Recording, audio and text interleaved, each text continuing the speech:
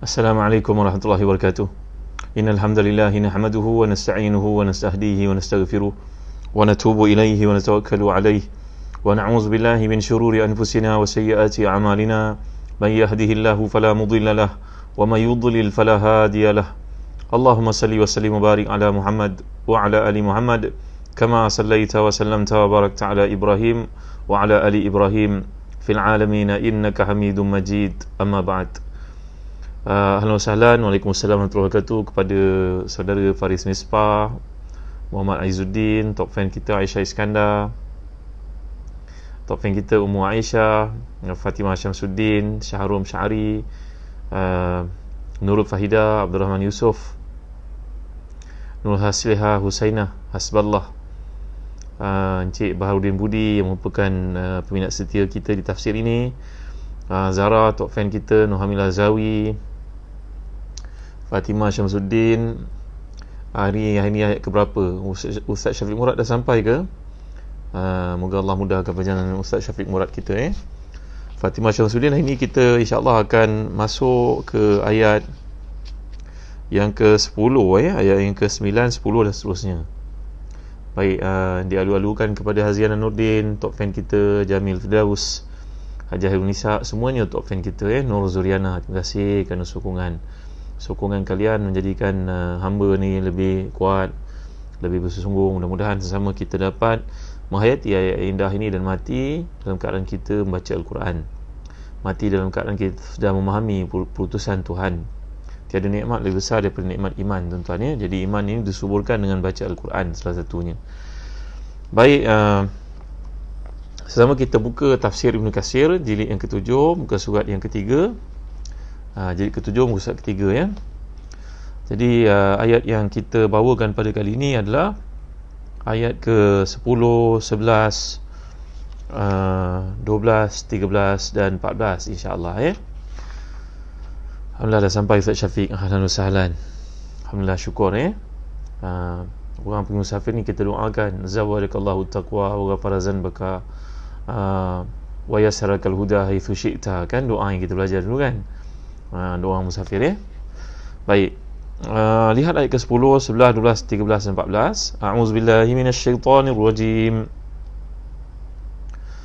Wa alqi 'asak falamma ra'a tahtazzu ka'annaha jannun walla mudbiran wa lam yu'aqib. Ya Musa la takhaf inni la yakhafu ladayyal mursalun إلا من ظلم ثم بدل حسنا بعد سوء فإني غفور رحيم وأدخل يدك في جيبك تخرج بيضاء من غير سوء في 9 آيات إلى فرعون وقومه إنهم كانوا قوما فاسقين فلما جاءتهم آياتنا مبصرة قالوا هذا سحر مبين وجحدوا بها واستيقنتها أنفسهم ظلما وعلوا فانظر كيف كان عاقبة المفسدين. صدق الله العظيم. Dan kata Allah kepadanya, dan lemparlah tongkatmu wahai Musa. Tatkala tongkat itu menjadi ular dan Musa melihatnya bergerak-gerak seperti seekor ular yang lincah, larilah ia balik ke belakang tanpa menoleh. Hai Musa, janganlah engkau takut. Sungguhnya orang yang dijadikan Rasul tidak takut di hadapanku. Tetapi orang yang berlaku zalim kemudian ditukarnya kezaliman dengan kebaikan, Allah akan mengampuninya. Maka sungguhnya aku maha pengampun lagi maha penyayang. Dan masukkanlah tanganmu ke leher bajumu, nescaya ia akan keluar putih bersinar, bukan kerana penyakit. Kedua mukjizat itu termasuk 9 buah mukjizat yang dikemukakan kepada Firaun dan kaumnya. Sungguhnya mereka adalah kaum yang fasik. Maka tatkala mukjizat-mukjizat kami yang jelas itu sampai kepada mereka, berkatalah mereka, itu adalah sihir yang nyata, dan mereka mengingkarinya kerana kezaliman dan kesombongan mereka, padahal hati mereka meyakini kebenarannya. Maka perhatikanlah betapa kesudahan orang-orang yang berbuat kebinasaan. Jadi muslim-muslimat hati dan dikasihkan, lihat ayat muka surat ke-5 dari tafsir Ibn Katsir jilid yang ke-7 ni, paragraf yang kedua, perenggan yang kedua. Ibn Abbas dan ulama lain berkata itu bukanlah api, akan tetapi cahaya yang terang. Maka Musa pun terpaku takjub dengan apa yang dilihatnya. Dia amburi kaman finnar, disuruh kepadanya bahawa dia telah diberkati oleh orang yang berada keliling api itu. Ini telah saya jelaskan semalam pandangan oleh Al-Imam Ibn Jauzi dalam tafsirnya Zadul Masir, dan saya telah gambarkan bagaimana Ibn Jauzi di awal tafsir ini membayangkan, membuat perkaitan yang menarik di antara nafsu, di antara akal, di antara hati, syaitan, kawan-kawan, amal saleh. Saya pernah ceritakan kepada tuan-tuan, ibarat kota, iaitulah dindingnya merupakan hati, dan kemudian dalaman rakyatnya merupakan akal, dan nafsu yang juga merupakan pemimpin dalaman di peringkat bawahan, tapi iman adalah merupakan sultan, raja yang sebenar, dan kemudian syaitan di luar merupakan musuh-musuh. Kemudian jadi Jauzi telah menjelaskan apakah maksud api di sini, telah dihuraikan pandangan-pandangan para ulama, dan kemudian maksud keberkatan yang telah kita pelajari iaitu sama ada bererti mubarakah, yang mana orang Arab menggunakan perkataan barakallah, barakallahu fiik, barakallahu lahu, barakallahu alaihi. Ini semua 4 penggunaan orang Arab yang telah kita bincangkan seperti disebut oleh Al-Imam Al-Jauhari, begitu juga disebut oleh Al-Imam Al-Asfahani yang tafsir masing-masing, ya. Jadi Ibn Abbas berkata waman haulaha, yang disucikan. Ni recap balik tajuk semalam yang kita bincangkan, ya. Ibn Abi Hatim meriwayatkan daripada Abu Musa alaihi salam, Abu Musa Al-Asy'ari radhiyallahu anhu, bahawa dia berkata, di sini dia silap tulis, Abu Musa radhiyallahu anhu, bahawa dia berkata, Rasulullah SAW bersabda, Inna Allah la yanamu wa la yanbaghi lahu an yanam, yakhfid al-qista wa yarfa'uhu, wa yurfa' ilaihi amalul lail qabla amalin nahar, wa amalun nahar qabla amalil lail. Sungguhnya Allah SWT tidak tidur dan tidak patut baginya untuk tidur. Dia yang menurunkan, menaikkan neraca. Amal malam akan naik kepadanya sebelum hari siang, dan amal siang akan naik kepadanya pada waktu sebelum malam hari. Ini adalah untuk menceritakan Abu Al-Mas'udi mengatakan hijabnya adalah cahaya ataupun api. Seandainya hal itu disingkapkan, saya keindahan wajahnya akan bakar segala sesuatu yang dijangkau oleh pandangan. Ini menceritakan tentang kehebatan Allah SWT, dan Allah tidak boleh disamakan dengan makhluk, tak boleh difikirkan. Apa sahaja yang terlintas dalam fikiran kita tentang Allah, maka Allah berbeza daripada apa yang terbayang itu. Itu kata para ulama dalam akidah. Kemudian Abu Ubaidah membaca anburi kaman finnar wa man haulaha, bahawa telah diberkati orang berada keliling api itu, iaitulah Nabi Musa AS, para malaikat yang ada di situ. Wa subhanallahi rabbil alamin, maha suci Allah Tuhan sekalian alam, iaitu melakukan apa yang dikehendakinya, tiada satu pun yang dapat menyerupainya, tiada satu makhluk yang mengetahui ilmunya. Maha tinggi Allah, dan inilah kata-kata yang terbuat dari mulut Nabi yang sangat mulia, Nabi Musa AS. Kemudian datang firman Allah, Ya Musa innahu anallahu al-azizul hakim, wahai Musa, sungguhnya akulah yang maha perkasa lagi maha bijaksana. Iaitu diberitahu bahawa yang mengajak bicara dan berdialog dengannya adalah Rabb Allah yang bersifat dengan Al-Aziz, maha menundukkan segala satu, maha bijaksana dalam segala perbuatan dan tindakannya. Kemudian Musa diperintahkan untuk melemparkan tongkat di tangannya untuk menampakkan satu bukti yang nyata bahawa dia yang maha mengkehendaki, berkuasa atas segala sesuatu.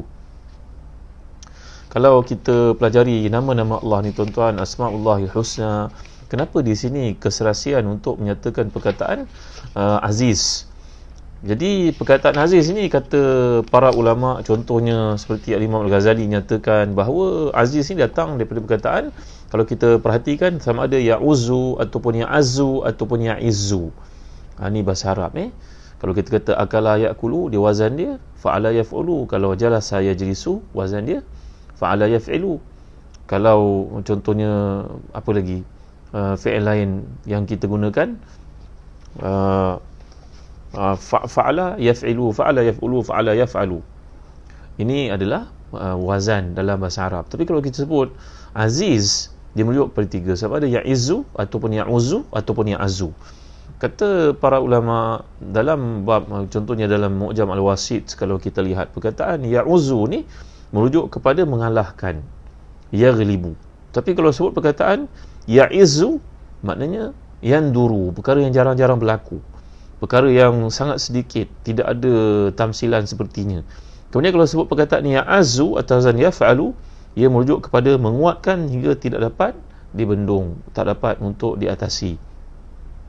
Jadi bila menyatakan perkataan nama Allah ini dengan Al-Aziz, maknanya segala sifat yang dinyatakan dalam penggunaan bahasa Arab itu seperti disebut oleh Mu'jam Al-Wasit, sama ada ya'azu, ya'izu, ya'azu, ya'azu, ya'izu, ya'uzu, semuanya ada pada perkataan aziz, iaitu Allah Subhanahu Wa Taala, iaitu Allah tidak dapat dikalahkan, Allah tak dapat diatasi, Allah tiada tolak bandingnya, dan Allah yang maha mulia.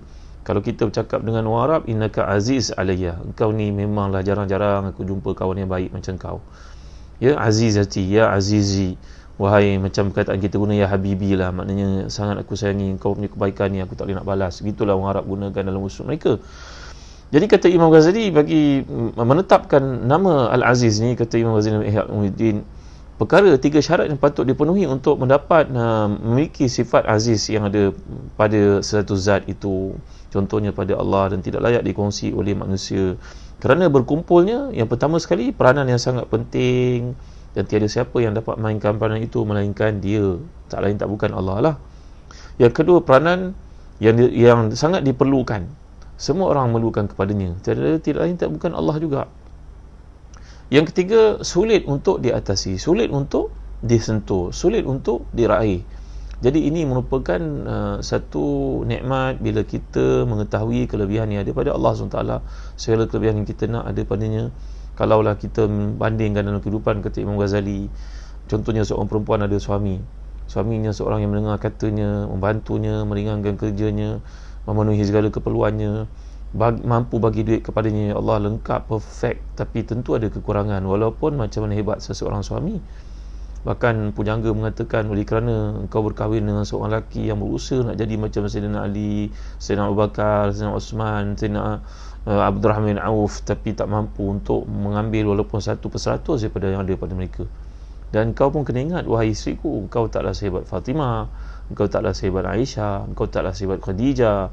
Memang tidak ada langsung sifat-sifat yang mampu engkau contohi macam mereka, hanya sikit-sikit saja. Maka kita berpadalah dengan apa yang ada.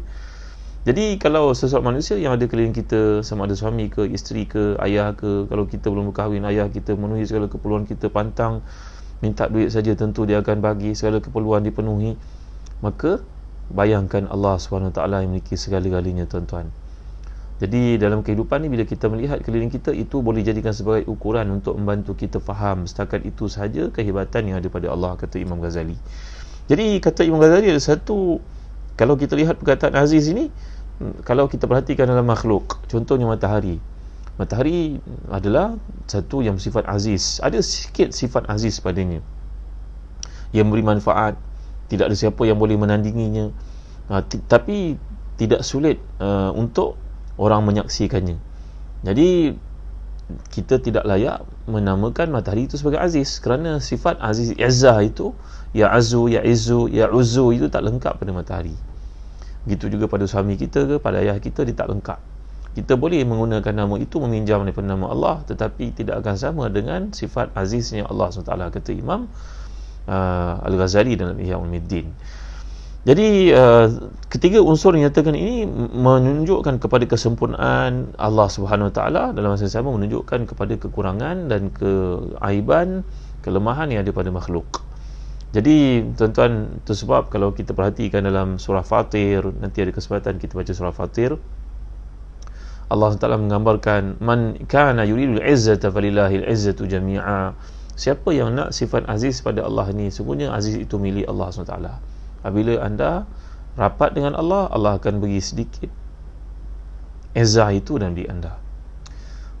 Bila anda berusaha untuk menjadi orang yang mulia, mengikuti perintah Allah, maka anda adalah orang yang paling mulia sebenarnya. Anda meminjam sedikit sifat Allah Subhanahu Wa Taala. Kemudian Allah menyatakan lagi, ya Musa, innahu anallahu al-azizul hakim. Sungguhnya akulah yang maha perkasa lagi maha bijaksana. Hakim ni telah saya huraikan kepada tuan-tuan, seperti kata Imam Ibn Jauzi dalam tafsirnya, merujuk kepada banyak perkara. Ia merujuk kepada, kalau kita perhatikan, hakim, hikmah, hukum. Kalau mahkamah, tempat dibuat keputusan yang cuba untuk meraihkan semua orang, keputusan yang paling baik, yang paling adil dari seorang yang bijaksana, namanya hakim. Kalau orang itu diberikan hikmah, namanya hakim atau wazan fa'il. Tapi kalau yang bekerja di mahkamah itu namanya hakim, wazannya fa'il, dia memutuskan hukuman. Jadi hikmah ni difahami oleh kebanyakan para ulama yang merujuk kepada sifat Allah, juga dipinjamkan kepada manusia dalam setengah-setengah keadaan, iaitu kalau kita nak fahami maksud hikmah ni, ia mengetahui satu yang paling utama daripada segala sesuatu, yang paling tepat. Tuan-tuan, paling tepat. Mungkin ada perkara yang baik, tapi perkara yang lebih baik. Ada yang bagus, tapi yang mana yang lebih bagus lagi. Jadi perkataan hakim ni mana orang yang bijaksana, yang dapat buat keputusan dekat dengan tepat. Tak mampu tepat macam Allah, tapi dekat dengan tepat. Maka orang itu dipanggil dengan hakim. Jadi hikmah ni juga dimaksudkan sebagai satu yang bila digunakan menghalangnya terjadi satu kemudaratan, satu kesulitan.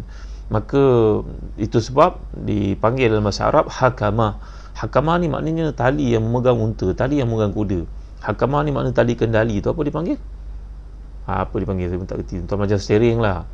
Kalau kita menaiki kereta, maka dipanggil hakamatun. Hakamah ni berarti dengan sebab itu kita dapat mengelakkan daripada kuda ni pergi ke tempat yang tak sepatutnya, kuda ni lagi pada arah yang salah, ataupun binatang tunggangan yang lain, ataupun kenderaan kalau dipanamakan sebagai steering, maka dia akan menyelamatkan kita daripada pergi ke tempat yang salah.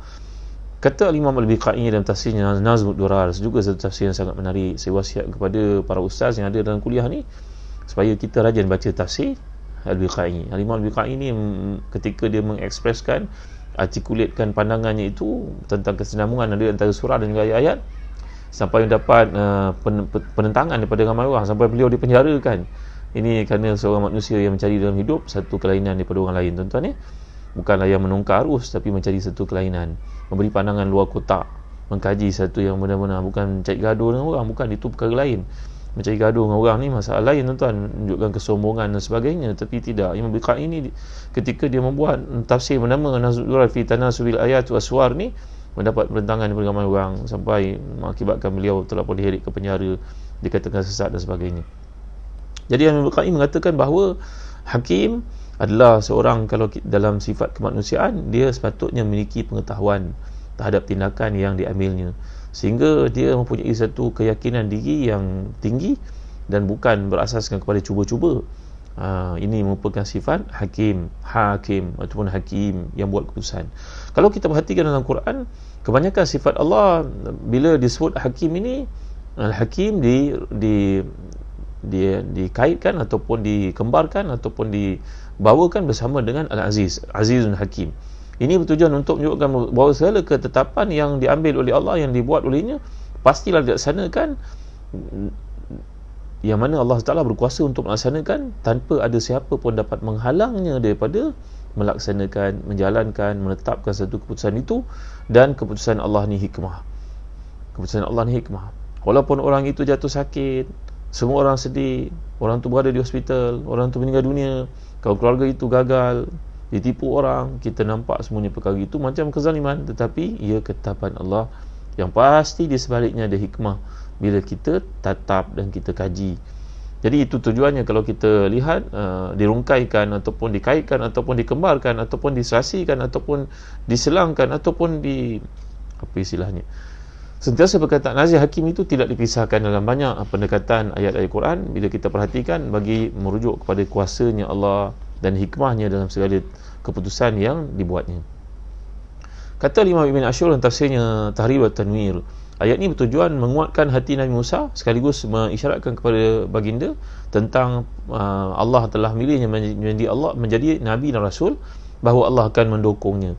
Kamu jangan bimbang wahai Musa, kamu akan menjadi seorang manusia yang mulia, yang tinggi kedudukan, kerana yang meninggikan kau adalah aku. Tindakan kau semuanya akan tepat wahai Musa, kerana di sebalik tindakanmu adalah wahyu daripada aku yang maha bijaksana wahai Musa. Dan tidak kurang pentingnya juga agar baginda mengetahui bahawa apa yang dilihat dan dialaminya mula dari api, kemudian kalam Allah dengannya, kemudian perubahan tongkat menjadi ular, ini semua adalah bukanlah satu benda yang aneh. Dalam hikmahnya ilmu Allah, luasnya ilmu Allah, maha perkasanya Allah, itu hanya satu perkara yang kecil padanya. Jadi tuan-tuan rahmati dan dikasihi, kemudian datang ayat yang kita bincangkan pada kali ini, wa alqi asak falamma ra'aha tahtazu ka'annaha wajanu wa lam mudbira wa lam yu'aqib. Kemudian Allah telah pun menyuruh Nabi Musa alaihissalam untuk mencampakkan tongkatnya. Iaitu dia beritahu kepadanya, mengajak kepada bicara dan berdialog dengannya. Kita akan lihat dalam surah Taha bagaimana bicara Allah dengan Nabi Musa ni. Allah tanya satu, Nabi Musa jawab panjang. Wa ma tilka biyaminika ya Musa? Qala hiya asaya tawakkau biha wa hushu biha ala ghanami wa liya fiha ma'aribu ukhra. Allah tanya satu, Musa AS menjawab panjang kerana nikmatnya munajat dengan Allah. Nanti kita akan lihat dalam surah Taha. Jadi dalam hidup ni orang beriman merasa seronok munajat dengan Tuhannya. Ketika dia bercakap dengan orang-orang besar, orang-orang penting, orang besar, orang penting itu mungkin tak beri perhatian kepada kata-katanya. Tapi Allah yang memiliki segala kerajaan Jabarut, Malakut, memiliki segala azamah, kemuliaan, Allah sudi untuk mendengar kita yang tak datang bertemu dengan Allah. Kalau kita perhatikan uslub Al-Quran ketika para anbiya bermunajat kepada Allah, sangat banyak jawapan yang mereka bercakap dengan Allah bagi menampakkan kemanisan, keseronokan, kelazatan beribadah kepadanya. Itu sebab salafun salih, para ulama salafus salih berkata, kalaulah para raja, orang-orang besar, orang berpangkat, ahli politik, orang-orang kaya mengetahui apa yang kami alami ketika munajat dengan Allah pada waktu malam, kelazatannya, tentulah mereka akan lajaladuna bisuyuf, tentulah mereka akan bunuh kami, kerana apa yang mereka cari, kebahagiaan pada harta yang banyak, kemewahan, kehidupan yang berpoya-poya seperti itu, disangkakan padanya ada kebahagiaan. Tidak, sebenarnya kebahagiaan itu telah direbut oleh kami, dimiliki oleh kami. Mereka tak dapat secubit pun, sekelumit pun daripada apa yang kami nikmati itu. Inilah kehebatan bila seseorang diberikan peluang untuk munajat dengan Tuhannya. Jadi dalam ayat ini Allah memperkenalkan dirinya kepada Nabi Musa. Kita dapat lihat dalam bentuk komunikasi Quran menceritakan satu perkara, ada 3 uslub. Tuan-tuan ni asalib Al-Quran fil muhawarah, dalam hiwar, komunikasi Quran. Pertama, Allah menceritakan satu perkara di atas lisan makhluknya. Contoh, Allah menceritakan tentang Nabi Ibrahim berkata, Allah bawakan kisah itu menggambarkan apa yang Nabi Ibrahim kata. Allah bawa kisah menceritakan apa Iblis laknatullah berkata. Allah bawa dalam Quran ala lisan makhluk. Allah bawa kisah itu bagi kita baca, untuk kita fahami. Itu bahasa Al-Quran yang Allah turunkan, wahyukan, tapi ia menggambarkan dialog yang berlaku daripada makhluk kepada Tuhannya satu masa sebelum kita. Kisah Nabi Daud ke, kisah Nabi Sulaiman ke, kisah Nabi Musa ke, kisah Nabi Ibrahim ke, kisah Iblis ke, maka itu merupakan kata-kata mereka dengan Allah, Allah bawa dalam Quran. Itu uslub hiwar ataupun uslub bercakap yang ada dalam Quran yang pertama. Yang kedua, Allah mengajar manusia untuk berkata seperti itu. Kita dapat lihat dalam Al-Quran contoh-contoh yang Allah gunakan. Bila Allah SWT mengajar kita untuk menyebut sesuatu perkara-perkara tentang doa sebagai contohnya. Bila kita berada dalam kesusahan, Allah menceritakan tentang Nabi Yunus dalam perut ikan. La ilaha illa anta subhanaka inni kuntu minaz zalimin. Maka itu merupakan ungkapan Nabi Yunus, dan Allah iktiraf yang merupakan satu doa yang kamu kena baca. Macam kita melihat dalam surah Al-Fatihah, Alhamdulillahirabbil alamin arrahmanir rahim. Allah memberi kepada kita ucapan-ucapan itu, lafaz-lafaz yang indah itu, surah yang sangat hebat itu, untuk kita baca dan kita ikut balik semula bacaan tersebut. Dan ia merupakan syarat sah sembahyang. Contohnya tuan-tuan dan sekalian, ada ayat yang Allah menceritakan tentang dirinya, tentang zatnya yang mulia. Jadi 3 bentuk komunikasi yang dapat kita lihat dalam Quran. Komunikasi pertama merupakan Allah bawakan kisah makhluk bercakap, dan Allah cerita dalam Quran kisah tersebut untuk kita faham. Bahasanya bahasa Allah, tapi ia menggambarkan satu dialog yang berlaku di antara makhluk dengan Tuhannya. Tuan-tuan faham Yang kedua, ia merupakan doa yang Allah wahyukan kepada Nabi-Nya untuk kita ucapkan, untuk kita bacakan. Subhanallazi asra bi'abdihi ila minal masjidil haram ila masjidil aqsa. Allah Taala mengajar kita untuk mengucapkan kalimah tasbih. Alhamdulillahillazi anzala ala abdihi alkitab. Jadi Allah mengajar kita untuk mengucapkan kalimah hamdalah. Tapi yang ketiga adalah ayat yang bersifat penceritaan tentang zatnya yang mulia. Jadi kita dapat lihat dalam ayat ini, ketika Allah SWT menyatakan kepada Nabi Musa AS untuk kita lihat, innahu anallahul azizul hakim, sungguhnya aku adalah Allah yang maha perkasa lagi maha bijaksana. Ini 3 bentuk dialog yang kita dapat lihat dalam Al-Quran, kata Syed Tantawi, tuan-tuan, kata Al-Imam Mutawalli Sya'rawi. Begitu juga kata beberapa orang tafsir yang lain. Kemudian bila Allah menyatakan kat sini, menyuruh Nabi Musa untuk mencampakkan tongkat, dan ketika itu ia menjadi ular. Kata Imam Tabari Syarawi yang tafsirnya, mengapa Allah tidak jadikan tongkat itu jadi pokok? Kerana tongkat itu bangsanya kayu. Kayu ni dia berkaitan dengan pokok. Mungkin kenapa tak jadi sebatang balak ke, atau kayu yang besar ke, tumbuh pokok di depan Nabi Musa AS ke? Kenapa tak buat begitu? Tapi Allah nak menunjukkan kuasanya yang bersifat aziz tadi ni. Innahu anallahu al-azizul hakim, aku mampu untuk lakukan perkara yang kau tak terfikir wahai Musa. Daripada tongkat itu tiba-tiba datang sifat kehayawanan dalamnya, datang sifat binatang dalamnya, lalu ia pun hidup di depan kamu, bagi menunjukkan sifat aziz aku dan juga hakim aku. Itu aku mampu menjadikan segala benda kerana aku Allah. Allah ni kalau kita belajar bahasa Arab, datang perkataan ilah, al-ilah. Nak sebut al-ilah, al-ilah susah, maka jadi Allah. Dan dia merujuk kepada nama Allah SWT yang paling mulia. Nama-nama lain itu merupakan sifat-sifat kesempurnaan terhadap Allah itu sendiri, zat yang tinggi, lafzul jalalah yang mulia ini. Jadi bila sekelumit daripada hikmah dan kemuliaan dan keagungan keperkasaan aku ialah aku membantu kamu dalam dakwah ini dengan mukjizat, iaitulah tongkat engkau ini akan menjadi dalil bukti betapa musuh-musuh engkau yang kau dakwah nanti akan mengalami kesukaran bila engkau membuktikan dengan mukjizat-mukjizatmu. Mereka akan mengakui kebenaran perutusan wahai Musa AS. Jadi dalam ayat ini kalau kita lihat tuan-tuan, bila Allah gunakan tahtazzu ka'annaha janun wala mudbira wala yu'aqib, bila tongkat itu bertukar menjadi ular, ayat ini merujuk kepada janun. Janun ni kata setengah para ulama tafsir, contohnya Imam Al-Asfahani dalam Mufradat, ia merujuk kepada bukan jin ya, ia merujuk kepada janun. Ini mufrad kepada perkataan yang disebut jinan. Jinan ni makna ular jantan. Ada pula yang mengatakan ular kecil, ular-ular yang kecil. Jadi kita akan perhatikan dalam usul Al-Quran, satu kali Allah menyebut ka'annaha janun, ia merupakan ular kecil. Kemudian jadi hayyatun, ular besar. Thu'banun, ular yang sangat besar. Kerana pertama kali Allah menukarkan tongkat di tangan Nabi Musa itu menjadi ular, tentulah ia merupakan saat pertama, waktu pertama, mukadimah untuk perkenalan. Tentulah tidak wajar untuk ditukar terus ular itu menjadi ular besar. Terkejut Nabi Musa AS nanti, umpama naga besarnya, tidak sesuai tuan-tuan dimulakan Allah sekalian.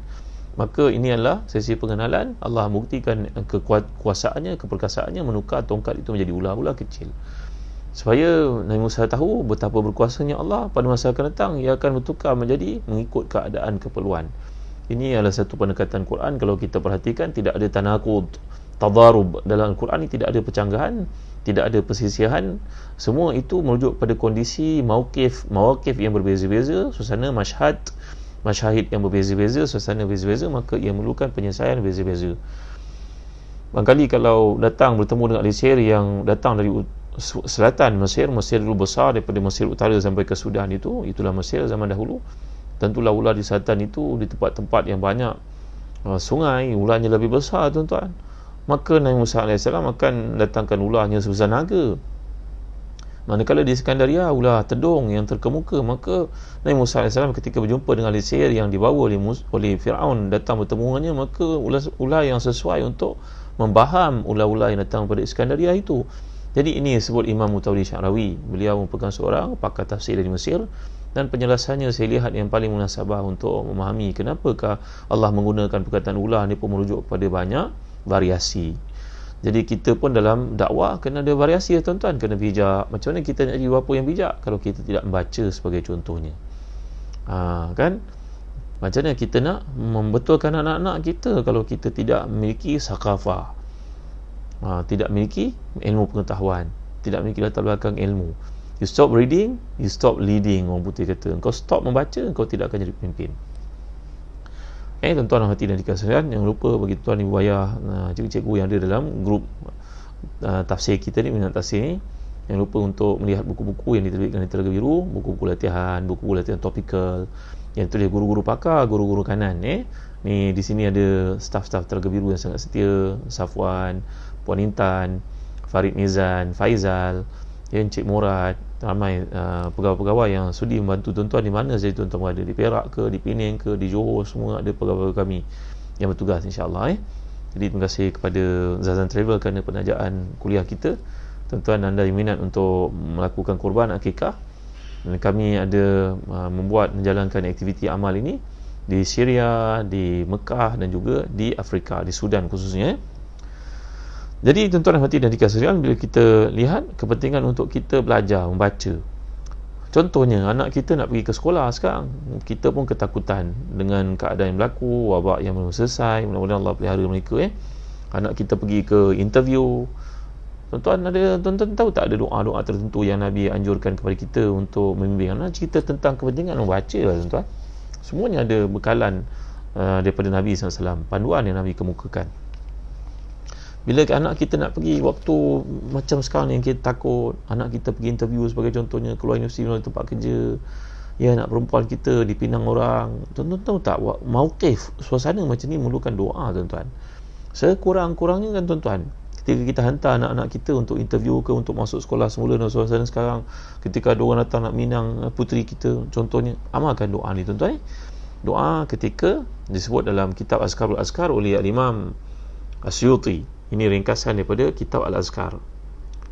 Nampak Azkarul Azkar pada muka surat 155.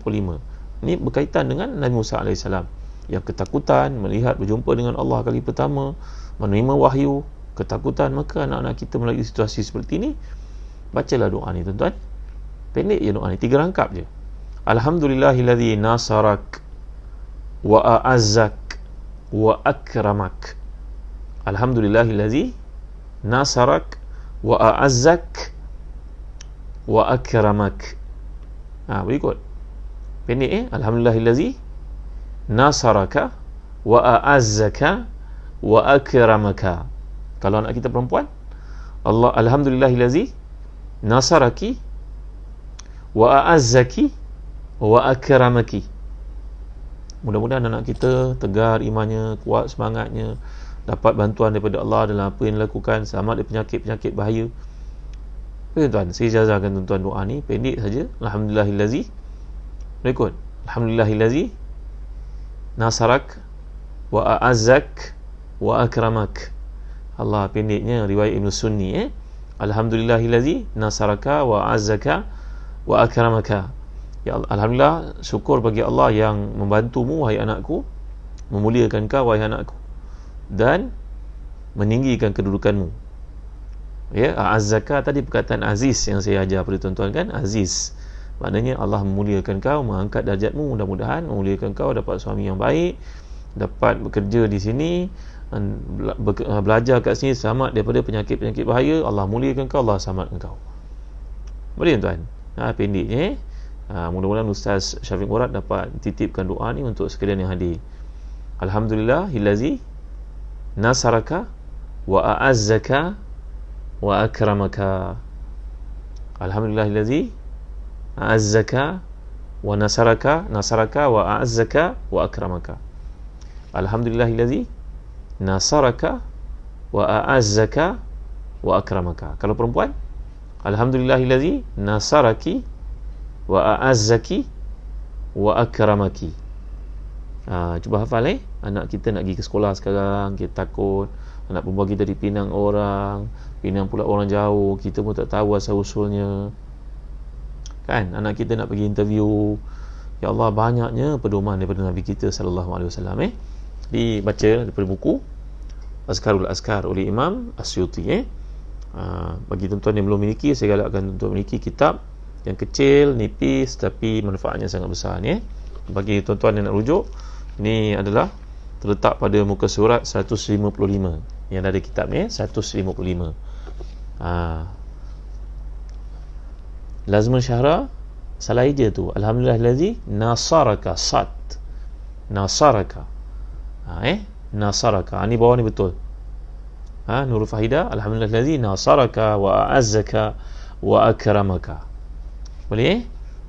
Sekali lagi Ustaz Syafiq Murad masukkan insya-Allah dengan baris. Alhamdulillah, Ustaz Syafiq Murad masukkan dengan baris, tolong Ustaz.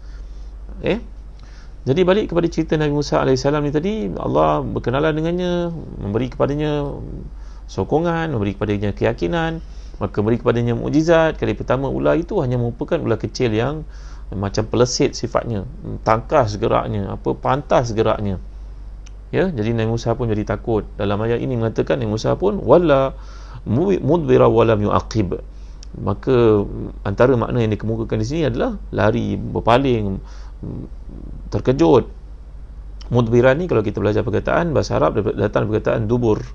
Dubur ni orang Melayu sebut macam perkataan hina, tapi perkataan dubur dalam bahasa Arab ini berarti ba'd, di belakang. Jadi kalau sebut dubur as-salah, Nabi SAW mengajar kita selepas salat berdoa, contohnya selepas salat ada zikir-zikir tertentu. Jadi ini disebut sebagai perkataan dubur. Jadi mudbiran, Nabi Musa AS berpusing ke belakang, takut, terkejut, kerana tak boleh terbayang dalam fikiran tongkat yang sifatnya jamad, mati itu, beku dan juga jumud itu, tiba-tiba ia bergerak menjadi bukan saja di depan mata menjadi ular. Walaupun ular itu kecil, tapi sifat kebinatangan yang muncul pada tongkat itu mengejutkan beliau alaihissalam, baginda alaihissalam. Dan perkataan yu'aqib datang perkataan aqib. Aqib ni belajar bahasa Arab, aqab, makna tumit. Dan hadis mengatakan wailul lil aqabi minan nar. Ramai orang mengangkat sembahyang tak basuh tumit dengan betul, tak diratakan air di situ, maka baginya kecelakaan kerana sembahyangnya tidak sah bila wuduknya tidak sempurna. Jadi aqib ni perkataan maksudnya adalah tumit. Jadi bila kata yu'aqib, bahagian belakang tapak kaki, kata ini mengandungi makna mengarah ke belakang, dan demikian menggambarkan upaya bersungguh-sungguh Nabi Musa untuk lari, kerana keadaan itu sangat mengejutkan baginda. Tak pernah melihat, tak pernah berjumpa kegerunan yang berlaku. Membayangkan kalau menimpa satu terhadapnya di situ isterinya, dan adakah dengan anak-anaknya di situ, siapa yang nak. Jadi perasaan-perasaan itu berbau dalam diri, menyebabkan Nabi Musa berlari, meninggalkan tempat itu kerana terkejut melihat apa yang berlaku di hadapannya. Baginda berlari sekuat tenaga, dapat kita faham dalam ayat ini, di mana baginda melihat tongkat menjadi ular, satu benda yang tak terfikir dalam benak fikiran seseorang manusia. Kemudian Allah mengingatkan Nabi-Nya mulia ini dengan berkata, bila Allah menyatakan kepada Nabi Musa AS, Ya Musa la takhaf, inni la yakhafu ladayya al-mursalun.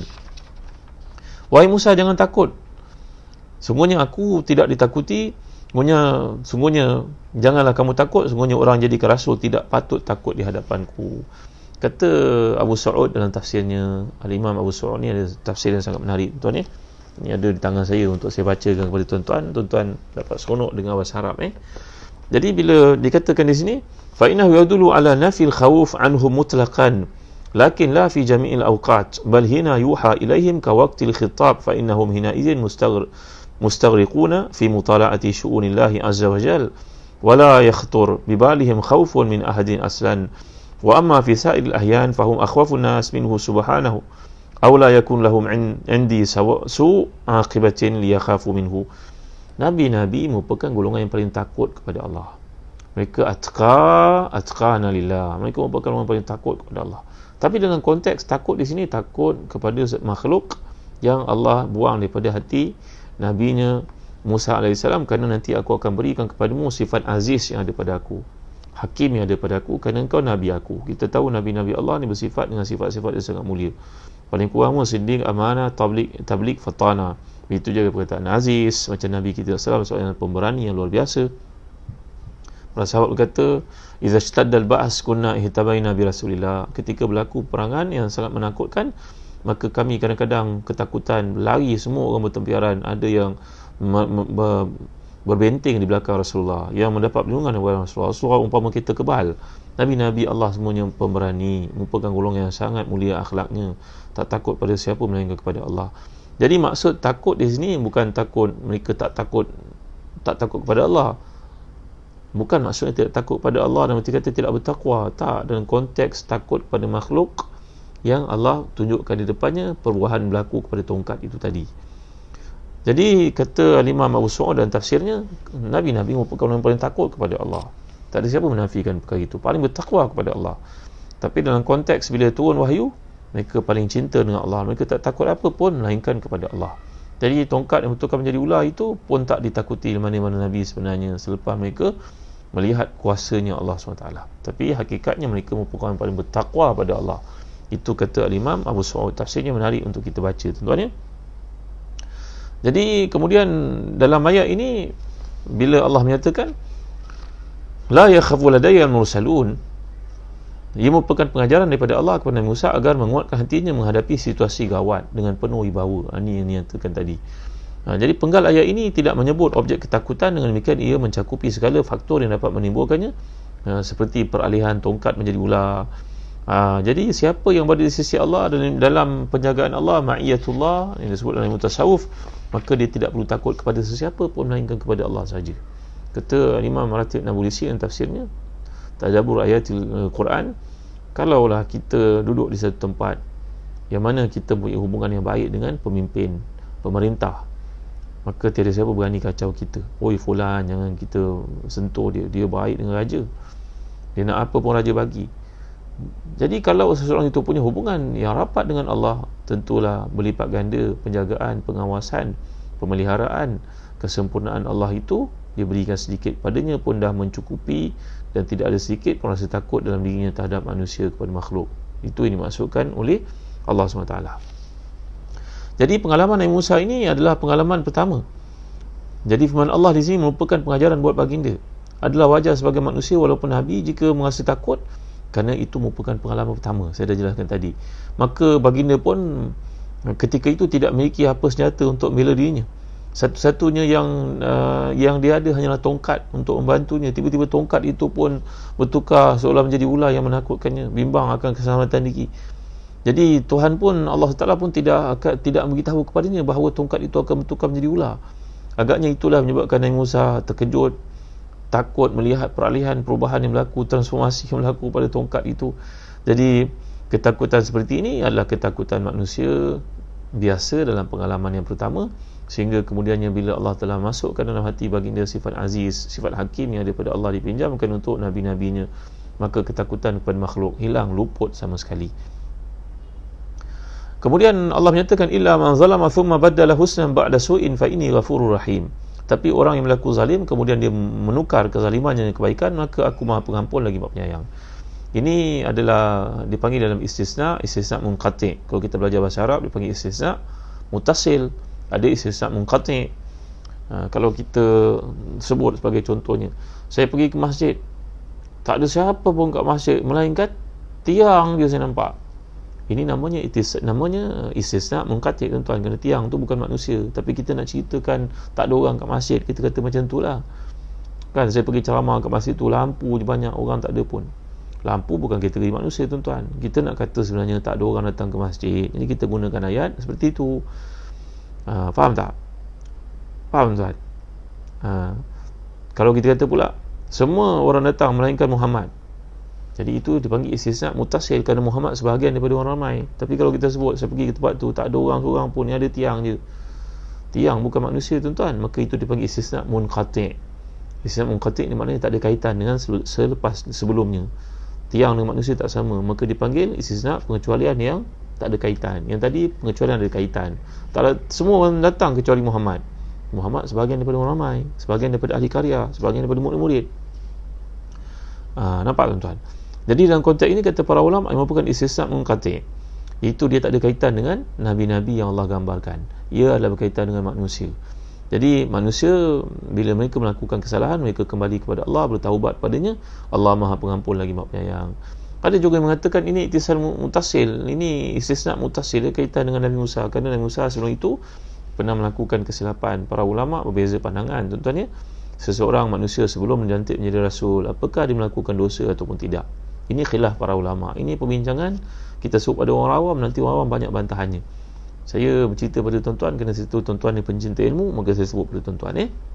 Jadi ia merupakan perselisihan para ulama. Kalangan mereka mengatakan bahawa seperti yang kita bincangkan dalam kuliah-kuliah terdahulu, ada kalangan ahli usul yang mengatakan manusia sebelum dilantik menjadi rasul, mereka melakukan kesilapan, mungkin melakukan dosa. Bila Allah lantik menjadi rasul, menjadi nabi, maka dia jadi maksum, dia tidak lagi melakukan dosa. Ini pandangan sebahagian daripada para ulama. Ada pula yang mengatakan sesiapa sahaja yang dilantik Allah menjadi rasul, sebelum dilantik pun dia tidak melakukan dosa. Jadi ada dua pandangan lah, tuan-tuan. Bagi mereka yang mengatakan nabi-nabi sebelum dilantik menjadi rasul, mereka melakukan dosa. Contohnya Nabi Musa, dia bunuh orang itu. Maka baginda alaihissalam pada waktu itu belum dilantik menjadi Nabi. Jadi perkara mungkar yang dilakukan itu menyebabkan Allah Subhanahu dia takut kepada Allah, lalu dia bertawab pada Allah dan Allah menghapusnya, seperti masuk dalam ayat ini. Kata al-Imam Abu Sa'ud dalam tafsirnya, illa man zalama thumma badala husnan ba'da su' fa inni ghafurur rahim. Seorang yang melakukan kezaliman, menzalimi diri sendiri, kerana Allah menggunakan perkataan menzalimi kerana orang yang buat dosa ini sebenarnya dia menzalimi diri sendiri. Kenapa?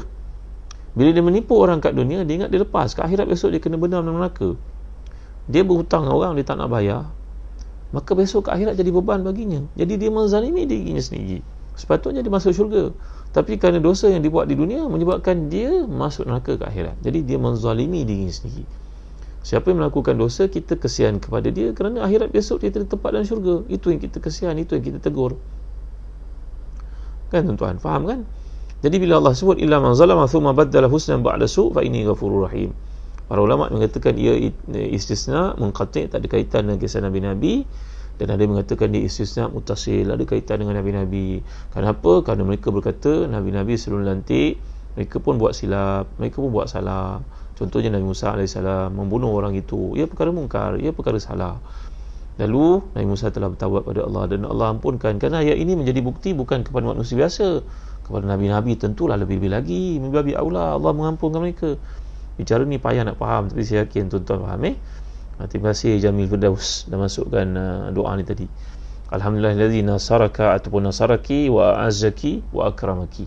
Hadis dari Ibnu Sunni, kita baca bila melihat anak kita gelabah nak balik sekolah, anak kita gelabah ada orang pinang dia, anak kita gelabah nak pergi interview, kita baca doa ni. Macamlah cerita Nabi Musa ni yang ketakutan ketika bertemu, datang firman Allah kepadanya, Allah berkata-kata dengannya seperti yang telah kita bincangkan kita dahulu, sesuai dengan zat Allah.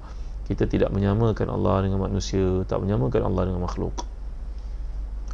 Jadi untuk kita fahami perkara ini lanjut, bila Allah SWT menyatakan kat sini, jadi tuan-tuan hati dan dikasihan, Allah memberikan kepada Nabi Musa satu berita gembira, keampunan untuknya di atas kesilapan yang lalu. Setiap Nabi itu maksum, dan telah saya jelaskan tadi, ia bukan sahaja khas untuk para anbiya alaihissalam, malahan juga untuk manusia biasa macam kita. Bila melakukan kesalahan, pintu taubat itu terbuka. Selagi nyawa belum sampai di kerongkong, malam yugharghir, nyawa belum sampai di kerongkong, dan yang kedua sebelum matahari terbit di sebelah barat, maka pintu keampunan masih lagi dibuka oleh Allah SWT.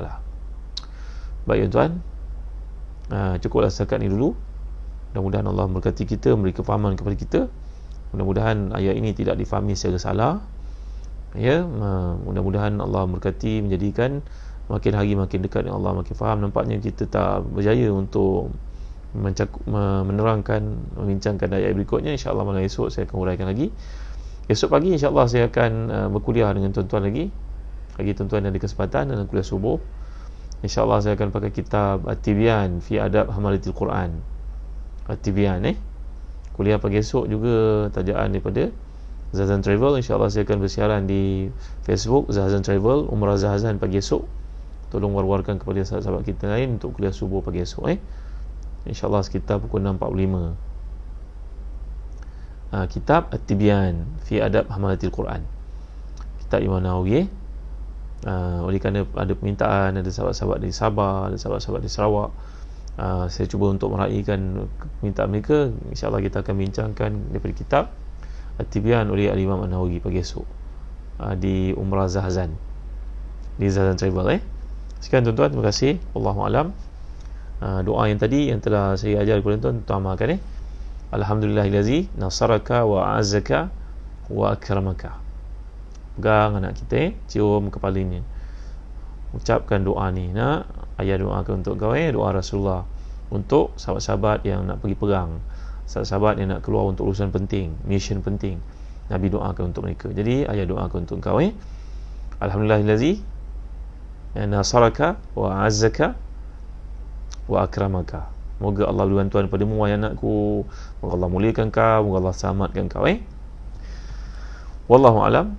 Wassallallahu ala sayyidina Muhammad wa ala alihi wasallam. Alhamdulillahirabbil alamin. Allahumma ighfir lana dhunubana wa israfana fi amrina wa sabbit aqdamana wa surna 'alal qaumil kafirin. Allahumma ahsina aqibatana fil umuri kulliha wa ajirna min khizyi dunya wa azabil akhirah. Rabbana la tuzigh qulubana ba'da idh hadaytana wa hab lana min ladunka rahmatan innaka antal wahhab. Rabbana atina min ladunka rahmatan wa hayyi lana min amrina rashada. Rabbana atina fid dunya hasanah wa fil akhirati hasanah wa qina azaban nar. Wa sallallahu ala sayyidina Muhammad wa ala alihi wa sahbihi wa sallam. Alhamdulillahirabbil alamin. Tuan-tuan jangan lupa untuk follow, like dan share video ini dan juga video-video yang tuan-tuan lihat di Facebook Umrah Zahazan, Zahazan Travel dan Telaga Biru.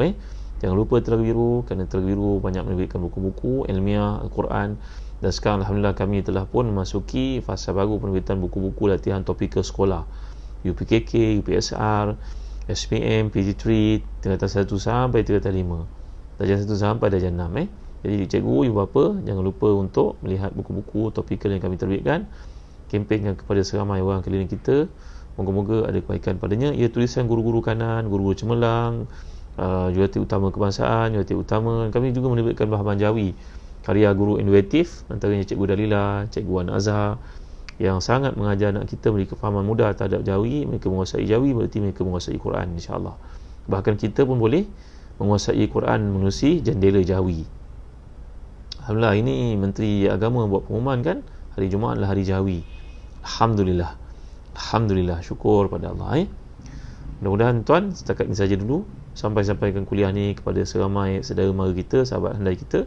Dan jangan lupa Zahazan Travel juga menalikan ibadah korban dan juga akikah di Damsyik, di Mekah dan juga di Sudan, di Afrika.